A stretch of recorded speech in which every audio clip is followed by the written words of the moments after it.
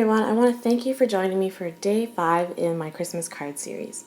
So today's card is going to be using the Sizzix Mitts and Globe die and stamp set. So here you see me stamping the mitts in Cherry Avery L ink. However, I end up using Stampin' Up! Real Red, although you won't see me stamping it in the video. I didn't videotape that portion of it. So now I'm using the die from the Mitts and Snow Globe die set to cut out my mitts.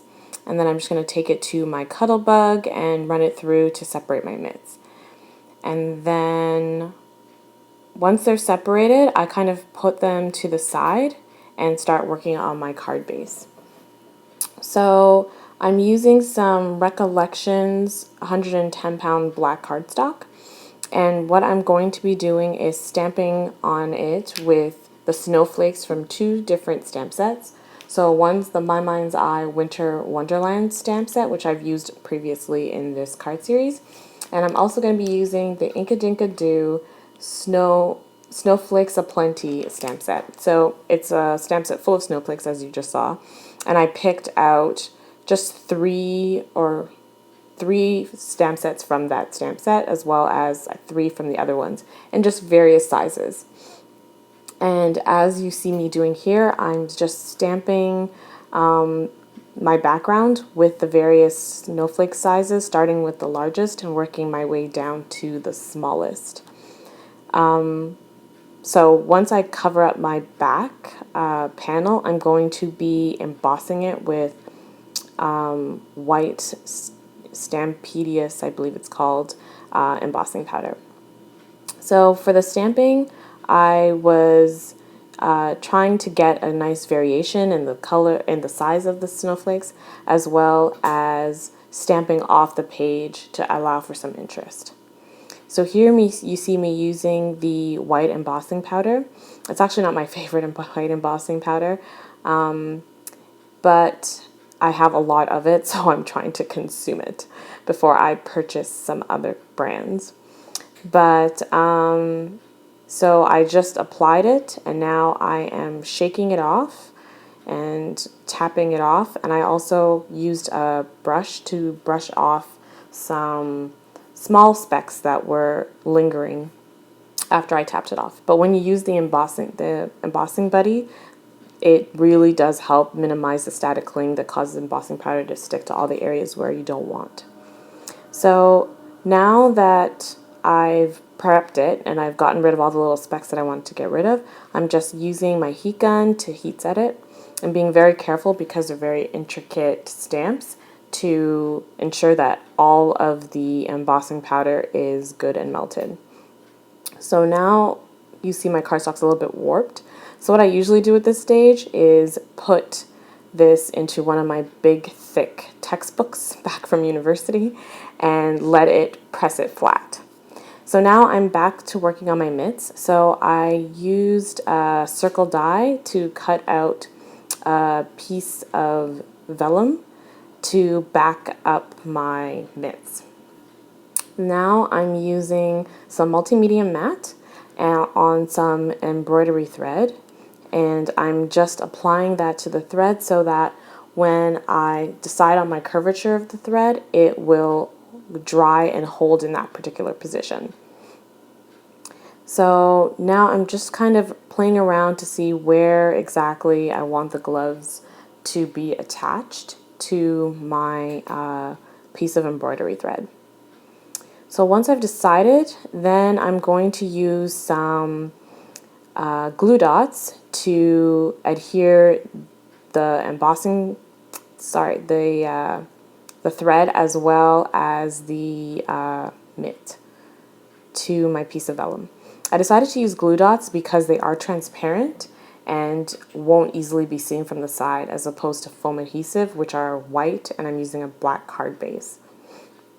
So again, I'm using the glue dot to just tack down my embroidery thread and my mitts, and then I just use my scissors to go in between the vellum and the mitt to snip off the excess embroidery thread that I don't need.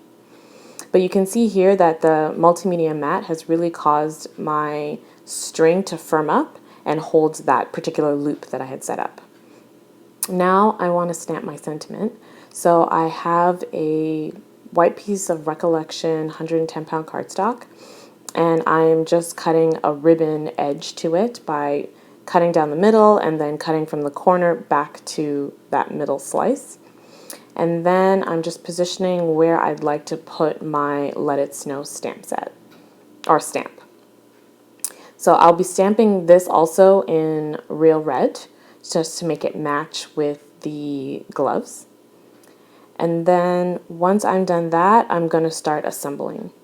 So I'm just using my ATG gun to ply my back panel, which has now been creased firmly by my book, to lay flat.